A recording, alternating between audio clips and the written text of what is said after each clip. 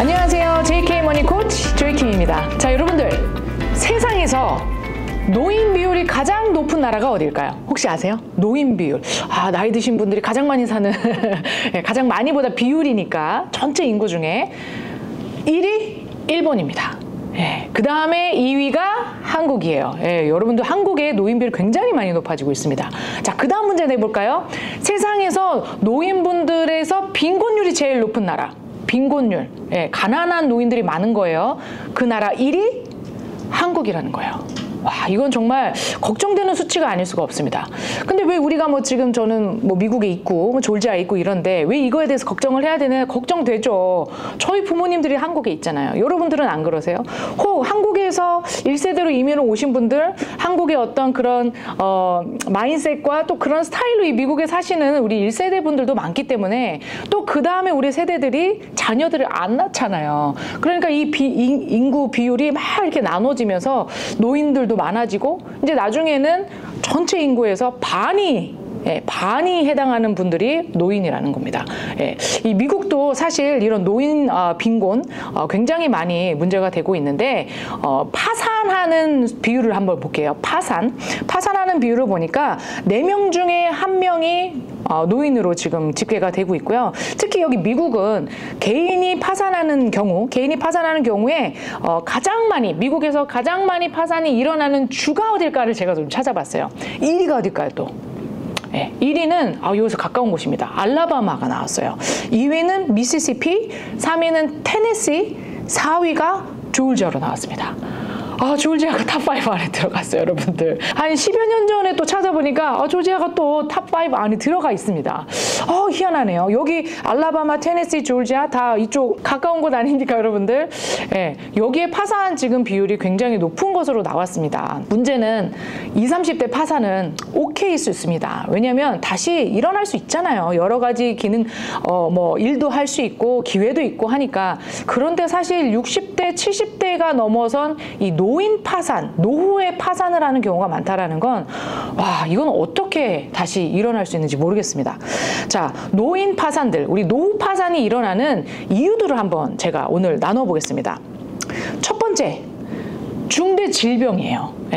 아픈 거죠. 자, 여러분들 한 분당 노후에 아파서 써야 되는 그 비용이 거의 한 20만 불 이상씩 다 되는 거 혹시 아세요? 한 분당. 그러면 부부라고 한다면 양쪽이 합해서 거의 4, 50만 불, $500,000에 가까운 그 돈들이 질병 때문에 써야 되는 것들이에요. 근데 많은 분들의 생각에 나는 메디케어도 있고 또 메디케어 또 서포먼트도 갖고 있고 그러니 괜찮지 않겠어? 라고 하지만 사실 메디케어나 서포먼털로 온전히 또 해결이 되지 않는 병들이 또 있거든요. 또 그런 약들도 있겠고요. 여러 가지 부분의 치료 부분도 사실 이 질병에 나가는 부분 혜택으로 해결할 수가 없다라는 거죠. 그리고 또 하나는 젊었을 때 드는 병이랑 또 나중에 나이 들어서 드는 병이랑 나이 들어서 드는 병이 훨씬 더 치료값이 더 많이 나가는 병들이라는 거예요. 수술 한 번 해도 더 많이 들어가는. 무슨 말씀인지 아시겠죠? 이 중대 질병 때문에 그동안 모아왔던 것들이 그냥 없어지는 그런 어떤 상황이 되는 거죠. 두 번째는 이거 비율 아주 컸습니다. 은퇴 창업입니다, 여러분들. 은퇴를 하셨는데 왜 또 창업을 하시는 거예요? 이게 참 안타까운 현실인데요. 은퇴, 내가 나이도 지금 60대 중반 아직 뭔가 하실 수 있는 것 같거든요. 그러니 있는 돈들을 해서 조금 더 다른 것들을 해보자. 시간 때문에 하실 수도 있는 거고 또 원하는 부분이 있으셔야 되는 거고 또 경제적인 것 때문에 또 하실 수도 있겠지만 끌어 모아서 은퇴 창업을 했는데 여러분들 5년 안에 85%의 비즈니스 오너들이 문을 닫는 거 혹시 아십니까? 저도 요즘에 주변에 보면 저 집 작년에 시작했는데 저 사장님 이제 개업해가지고 시작했는데 또 문을 닫았어요. 그거 창업할 때 적어도 한 20, 30만 불은 들었을 것 같은데 그거 창업이 그렇게 무산이 돼버리면 여러분 어떻게 되겠냐는 거죠. 이 은퇴 창업 여러분들 정말 많이 고민하시고 그 다음에 정말 창업으로만이 내가 이거를 견뎌나갈 수 있는지를 한번 보셔야 될 것 같아요. 세 번째는 자녀 문제래요. 자녀의 문제 때문에 노후 파산이 된다. 예, 어떤 문제들일까요? 자녀들 요즘에 뭐 많이들 쓰는 단어들이 캥거루족 같은 것들입니다. 예, 캥거루족. 30대, 40대가 됐는데 부모님에게로 다시 돌아온 거죠. 예, 그래서 부모님에게 돌아와서 부모님의 국민연금 타시는 거 예, 같이 생활비로 쓰시는 그런 자녀분들 굉장히 많습니다. 뭐 그런 캥거루족들이라든지 아니면은 뭐 결혼하셨지만 다시 뭐 돌아오시는 돌싱분들도 있으실 수도 있고 아니면 자녀가 일을 하고 있는데 그 일하는 데서 또 레이오프가 된 거죠. 예. 또 다른 일들을 또 찾으려니 또 기간이 오래 걸리고 그러다 보니까 또 부모님하고 같이 살다가 또 일은 못하게 되고 또 벌이가 없고 하다 보니 부모님하고 같은 집에 살긴 하지만 사실 여러 가지 생활비들은 부모님께서 또 지원을 해야 되는 그런 상황이 생겨지는 거죠. 자녀 문제. 이게 또 세 번째 이유로 들어갑니다. 네 번째. 와우, 이 단어가 나올 줄이야. 황혼이혼이에요. 황혼이혼. 이제 정말 많은 분들이 오래 살기 때문에요. 내가 맘 먹어. 내가 이 사람하고 내가 평생 이렇게 가야 돼? 라는 것도 있겠죠. 예. 그리고 많은 여성분들이 이제 어떤 경제적으로 또 자립도 하시고 또 힘도 생기시고 뭐 이런 힘 말고요. 예. 또 물질적으로 힘이 생기시고 하니까 뭐 까이꺼. 아이고 저 목이 메이네요.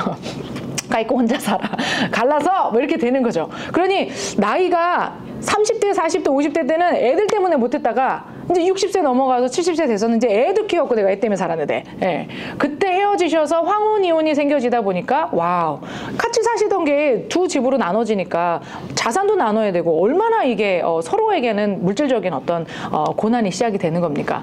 예. 그 황혼이혼도 이제 문제가 될 수 있고 저는 여기에서 하나는 배우자의 어떤 부재라고 생각을 해요. 이혼도 있을 수 있겠지만 사별하시는 경우도 있으세요.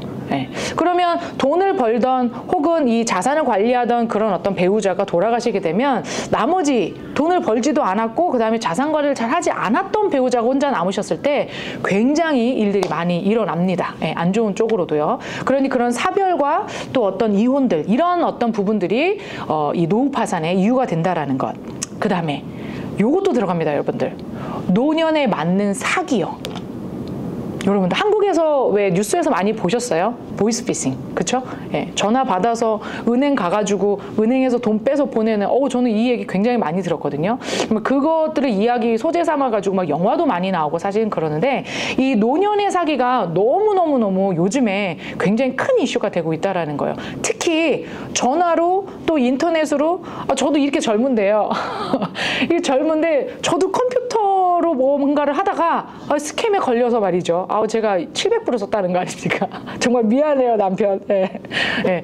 저도 그렇게 당하는데 노인분들은 전화 한 통 뭐 여러 가지 또 주변에서 내가 돈을 이만큼 넣었는데 뭐 배로 이게 이자가 됐어. 이만큼 넣었는데 수익이 이만큼이야. 또 그렇게 이제 들으시고 거기다 돈을 넣는단 말이죠. 넣는 다음에 이자를 그렇게 받으시면 진짜 이게 월킹을 하네? 그러면서 있던 돈들을 다 또 끌어모으셔서 또 넣으시고 이자가 나와요? 이게 진짜 월킹하네? 친구들한테 또 얘기해. 네, 친구들 돈까지 다 들어와. 가족 것까지 다 들어와. 했는데 나중에 그게 무산이 되어버리는 그런 여러분들 사기 너무 많아요. 이런 노년에 있을 수 있는 사기 특히나 조심합시다. 앞으로 AI 시대가 오는데 정말 실제 실존 인물이 그 말을 하지도 않았는데도 불구하고 막 영상이 만들어져서 막 일어나는 사기들도 있거든요. 정말로 많이 조심해야 됩니다. 이런 부분들이 지금 노후 파산의 가장 큰 5가지 이유가 된다라는 거예요. 저는 이 어떤 통계가 나왔지만 사실 이 모든 것에 가장 큰 이유는 저는 이거라고 생각하지 않습니다. 가장 큰 이유는요, 저는 이렇게 생각해요. 재정 관리의 부재예요. 재정 관리의 부재. 여러분 한번 보세요. 중대 질병에 걸렸어요. 요즘에 롱텀 케어든 뭐 리빙 베네핏이든 어떤 인슈런스, 보험을 활용한 여러 가지 프로텍션이 사실 굉장히 많거든요. 그러니까 그 프로텍션을 내가 설마 나중에 그런 생각하시다가 셋업을 못 하셔서 이런 일을 당하시는 거예요. 그러니 젊었을 때 준비하시자는 거죠. 인슈런스는 기본입니다, 여러분들. 여러 가지 여러분들이 아픔에 대비한 부분들을 세워놓으시잖아요. 질병 때문에 나가는 돈 때문에 파산 있지 않습니다. 은퇴 창업? 이것도 마찬가지죠. 내가 재정을 잘 셋업을 했으면 굳이 60대 때 내가 뭔가를 위해서 내가 은퇴가 부족하니까 뭔가를 시작하지 않으셔도 돼요. maybe 남는 돈 가지고 뭔가 재미 삼아서 할 수 있는 일들은 하실 수 있겠죠. 이것도 어떤 살고자 하는 어떤 그런 노력들 때문에 일어나는 건데, 재정 관리가 잘 셋업되어 있으신 분들은 창업이 내가 혹이라도 했던 것들이 잘못되더라도 이미 잘 셋업되어 있는 것들이 있기 때문에 사실 문제가 되지 않겠죠. 자녀의 문제, 재정 관리 잘 하시는 분들은 제가 보니까 자녀들한테도 잘 가르치시고요. 또 이런 거 있어요. 나는 나, 너는 너. 미국은 사실 그렇게 살아가잖아요. 나는 나, 니는 니 인생 이렇게 살아가잖아요. 한국 분들은 나는 나, 너도 나 이렇게 살아가세요. 네, 부모님들이 다 책임을 지시려고 하거든요. 그러니까 그런 어떤 부분에서 조금 이제 독립을 시키는 것들을 좀 잘 하셔야 되는데, 그게 재정의 관리, 재정 교육이 사실 전 굉장히 중요하다고 생각을 합니다. 제가 이 일을 하는 이유기도 해요. 네, 근본적인 이유, 우리가 돈에 대해서 알자. 그리고 내 재정에 관련돼서 저축 시작하자, 빨리 하자. 그리고 이 관리의 면에 있어서 상담도 좀 받고 제대로 된 플랜도 그때그때 좀 만들어가면서 은퇴를 맞이하자. 한국에 계신 여러분들의 가족들이 있다면, 그리고 여기 미국에 내가 지금 한 40, 50대여서 은퇴를 준비해야 되는 지금 시간이 딱 된다면, 여러분들 오래 사는 지금 장수의 시기가 됐습니다. 오래 사는 이 시기에 여러분들은 타산은 말이야. 예, 점점 오래 사실수록, 장수하실수록 여러분들의 자산은 계속 늘어나고 계속 복이 되는 일들이 많으셨으면 좋겠습니다. 여기까지였습니다.